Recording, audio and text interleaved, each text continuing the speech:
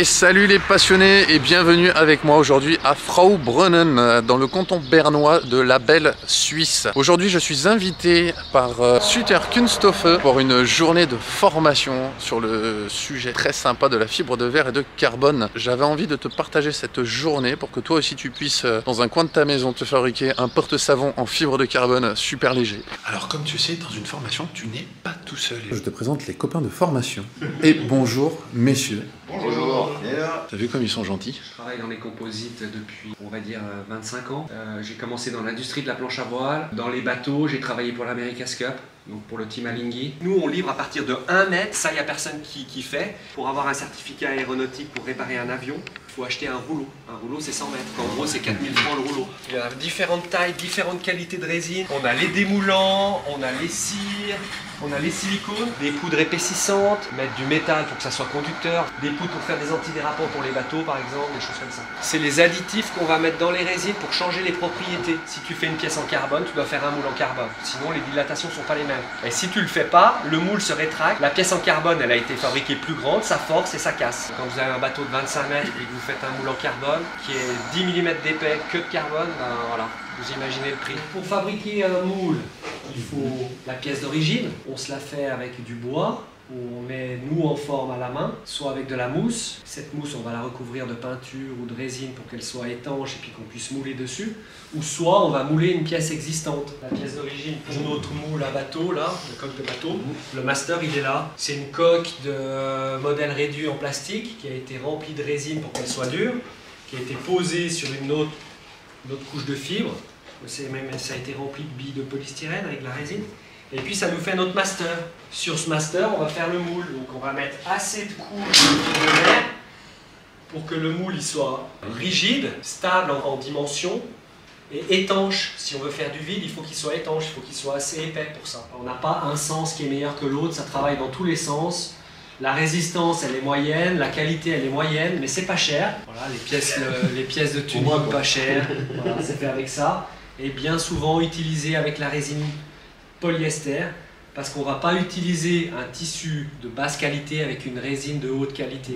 La fibre de carbone, là, c'était directement des tissus. On n'a pas eu ces types de production avec du carbone. Ça existe maintenant, ils en fabriquent. Forgé, c'est ça. Pour faire... Ouais, alors ça, c'est encore autre chose. La différence de couleur entre le noir et le blanc, c'est du marketing ou bien c'est de la technique? Non, non, non. Alors le carbone, il est noir parce que la fabrication du carbone, c'est fait dans des fours à 1500, 2000 degrés. Il y a un effet de carbonisation qui fait qu'on devient noir. Quand on vous dit dans le tuning, la pièce elle est en carbone bleu, c'est pas du carbone. Le carbone, il ne peut être que noir. Si vous avez des fibres de couleur, c'est soit de la fibre de verre teintée, soit de la fibre de polyéthylène teintée. Des endroits où on veut éviter la perforation. Enfin, en général, on essaie de pas trop travailler avec du Kevlar parce que c'est très difficile à travailler. Il est difficile à couper, il est imponçable. Quand vous commencez à le poncer, vous avez plein de poils qui restent, vous n'arrivez plus à les éliminer.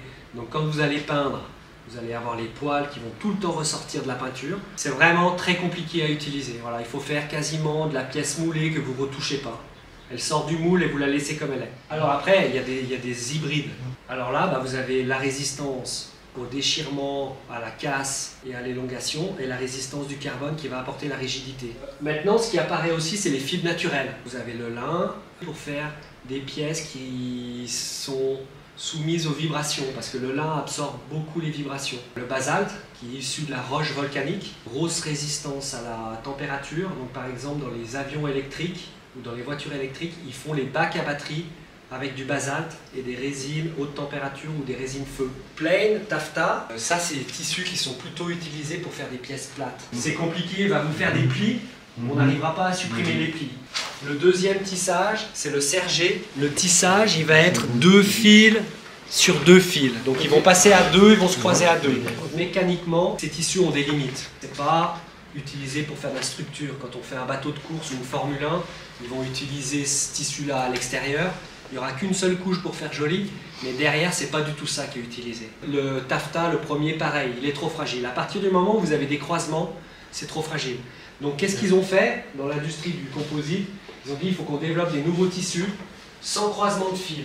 On peut déformer quand même pour faire des pièces un peu en 3D, d'accord? Vous pouvez calculer facilement que ce soit en fil de verre ou en carbone, vous prenez le poids, donc 300 grammes, 0,3 mm, 160 grammes, 0,16 mm. Et vous multipliez par le nombre de couches, et puis ça va vous donner l'épaisseur.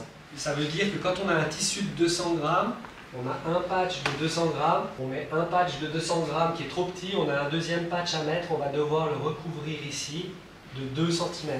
Ça, c'est un tissu de 100 grammes, on va le recouvrir d'1 cm. S'il fait 300 grammes, c'est 3 cm. S'il fait 400 grammes, c'est 4. Dernières évolutions qu'on voit dans le tuning, c'est ils prennent des copeaux, ils les balancent, ils imprègnent de résine, ils mettent sous vide ou ils mettent pas sous vide. Et l'aspect esthétique, une fois que tu démoules, ça fait aspect carbone forgé. Cette étape, elle a l'air toute simple, comme ça, on prend un produit, un chiffon, on étale, mais en fait, si vous oubliez 5 mm carrés ou même 1 mm carré à un endroit, la pièce, elle ne va pas sortir du moule. Quand tu manipules en équipement individuel, tu mets quoi? Quand on nitrile, des lunettes quand tu fais les mélanges où tu as des possibilités de projection. Si tu veux mettre les lunettes tout le temps de la fabrication de la pièce, tu peux. Et selon la quantité de produit que tu fais, c'est le masque. Tout simple, c'est la cire en pâte. Normalement, 2 couches, ça suffit. Et si la porosité est trop grande, le matériau tombe, le démoulement est dans le matériau, pas la surface. Voilà. Parce que je t'ai pas dit, le canton de Berne, c'est germanophone. Ils font un effort pour nous. Un produit, même par exemple le plâtre qui est un petit peu poreux, qui absorbe, tu mets 10 couches avec la cire, à un moment donné, le plâtre il n'absorbe plus et c'est bon, ça va démouler. Si tu fais résine polyester ou résine époxy, ça marche, pas de problème. Il reste pas sur le moule. Il reste pas sur le moule. Celui-ci, il va partir avec la pièce qui est fabriquée. Pour l'enlever de la pièce, vous rincez à l'eau et ça part. Par exemple, vous voulez copier le capot de la Yaris mais pas abîmer le capot d'origine ou le rétroviseur d'origine, vous mettez du film PVA dessus, votre pièce d'origine elle est protégée, il n'y aura pas de résine qui va coller dessus, vous n'avez pas besoin de la peindre, vous n'avez pas besoin de faire quoi que ce soit, c'est top. On applique, on voit que c'est mouillé derrière à l'œil. Ok, donc on décale, on passe comme ça. Quand vous faites beaucoup de résine, pour éviter de mettre de la résine partout, ce qui est bien, c'est de mettre 2 paires de gants, l'une sur l'autre, comme ça vous avez toujours une propre dessous. Vous ne voulez pas salir vos ciseaux, vous enlevez la première paire, vous prenez vos ciseaux, vous n'allez pas mettre de la colle sur vos ciseaux parce que vous avez toujours les gants propres dessous. Maintenant, quand on fabrique une pièce dans un moule, on va appliquer une couche de gel coat. Pourquoi on met du gel coat? C'est pour justement aussi gagner du temps en finition. Le gel coat, ce qu'il faut savoir, c'est que comme il est prévu pour travailler dans le moule, il va sécher face moule, mais il ne va pas sécher face air pour pouvoir venir coller les tissus dessus. Si vous voulez faire une réparation sur un bateau, il ne faut pas utiliser du gel coat parce qu'il va rester tout le temps collant à l'extérieur. Il faut utiliser du top coat. Le top coat, c'est un gel coat dans lequel on a mis de la paraffine. La paraffine fait une protection et va faire sécher ce top coat. On va utiliser dans la première couche, dans le moule, un gel coat polyester qui est compatible avec les résines époxy. Parce que si on met un gel coat polyester normal et vous faites une résine époxy dessus, ça ne marche pas. Avec les époxys, vous avez le taux de mélange qui est indiqué, 100 pour 40, vous devez respecter 100 pour 40. Avec plus ou moins 2% d'erreur. Si vous avez mis un peu trop, il faut rester dans les 2-3% de marge d'erreur. Comme ces résines produisent de la chaleur pendant la réaction chimique, plus vous avez un volume important, plus cette chaleur produite est importante, ça s'emballe et ça fait une exothermie qui n'est plus contrôlable. Elle va partir en ébullition, ça va brûler, ça va faire des fumées, c'est très dangereux. Donc faire attention à faire des mélanges qui soient utilisables dans le temps donné. Ouais. Alors, je vais vous faire partir un nouveau kit de cette résine. D'accord. C'est comme si tu as que de la résine. La couleur du moule, c'est quand même, je pense aussi, peut-être important. Oui. Alors, les moules sont fabriqués avec un gel coat pour moule.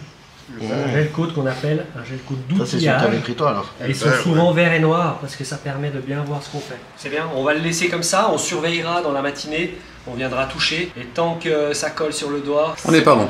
Voilà. Mais de toute façon, on sait qu'il sera prêt pour après manger. Bye bye, merci. Au revoir, merci. Petit restaurant dans lequel je vais te mettre un petit lien, tu regarderas dans la description. Il est juste excellent. Tiens, tu vas ici. Là, je te garantis que c'est très bon. Les assiettes sont énormes, le prix est vraiment sympa. Comme ça, tu as une adresse. Agent Tixotrope, La silice, elle épaissit très rapidement la résine et elle empêche la résine de couler. Ça va vite venir une gelée. Le mélange résine plus silice, ça devient dur comme du verre et c'est très cassant. Alors on met jamais 100% de silice, on met aussi d'autres choses dedans. Ça peut être des flocons de coton, des microfibres, du polyéthylène, ça peut être des micro-ballons. Il y a Oui, mais ça, regarde, et regarde. le micro, Regarde, le regarde. micro pour non. Tu vois, là ça coule. La même spatule, comme ça on peut lisser. D'accord. Toi t'es comment? De toute façon, si tu fais trop liquide, tu le verras après quand tu l'appliques. Dans l'arrondi là, j'avais dit. Mais... Où tu dis où il y a le moteur là, où il y a les Ouais. vis. Seulement il y a les angles. Ah, c'est moi. Ouais, seulement tu as les angles droits, donc dans le fond, là où il y a l'hélice qui sort, quoi. Après le gel coat, on met toujours un tissu fin, peut-être 2 tissus fins, et après un tissu plus épais et encore plus épais. On monte en épaisseur. Il va falloir le décoller, ça va décoller le gel coat. Donc pour pas avoir ce problème-là, on va mettre une couche de résine sur toute la coque qui va permettre au tissu de glisser. Sinon, on va abîmer le gel coat. On met une couche de résine partout. En faisant attention de ne pas tirer trop loin là. Est-ce qu'il y en a pas qui partent Non. Vous avez le fond du passage du moteur qui est difficile à faire. Ouais, exact, qui Si fait vous des ne le mettez bulles. pas en premier au Et- fond, ouais. vous êtes perdu. C'est raide.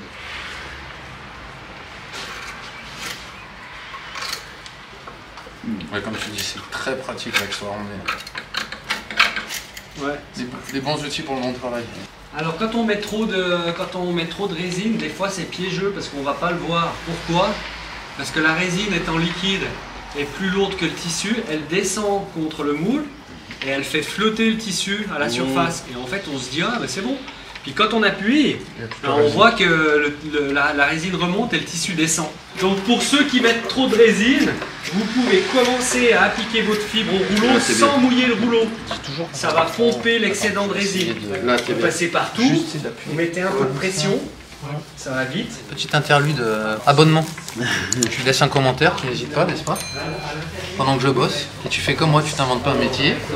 Tu prends un cours. J'ai essayé de faire du covering, c'est une horreur incroyable. De toute façon, on est garé devant la voiture. Tu vois. C'est un concept. Hein. Ouais. Faut être fait pour.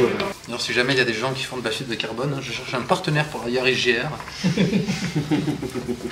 Bon, monsieur, vous êtes content de la journée? Très content. Trop concentré. C'est pire qu'à l'usine, on doit travailler là, limite on transpire. Très bien. Ça va, content, Fred? On l'a Valentin? on a un petit peu le met en place. Moi aussi, je suis content. Ce que vous pouvez faire pour le tissu d'arrachage, ce qui est pas mal, c'est de prendre un pinceau propre, on vient le brosser, ça glisse, il s'applique et il va commencer à pomper l'excédent de résine que vous avez mis. Ouais, mais du coup, c'est prendre l'humidité en fait. Stay in touch. That's the only thing they know. They are used to. Voilà, regarde, maintenant il n'y a plus d'air ici. Tu vois? Fiber and basin. J'en fais une par thème.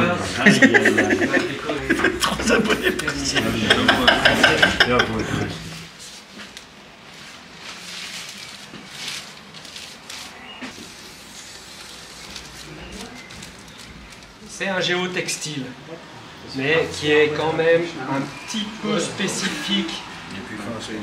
Il fait 150 grammes au mètre carré. Donc pour faire aller le plastique, pour pas qu'il soit tendu, on est obligé de faire des pinces ici, pour donner du volume. Le tuyau d'aspiration, je l'ai préparé, il est là. Et là, vous allez voir l'excédent de résine qui commence à sortir. Voilà, c'est la petite pompe qui a pris le relais là, parce que ça sert à rien qu'on garde la grosse. Ça c'est une bande d'injection qui est faite pour. Il n'y a aucun problème. Tu es sous vide, il n'y a plus la gravité. Il n'y a plus le poids de la résine qui tombe.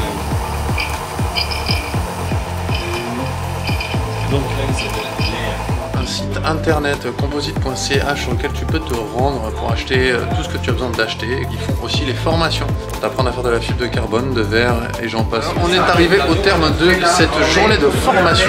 J'espère que tu auras pu prendre des notes. Tu vas sur swisscomposite.ch pour acheter ton matos. N'hésite pas à laisser un commentaire. Et puis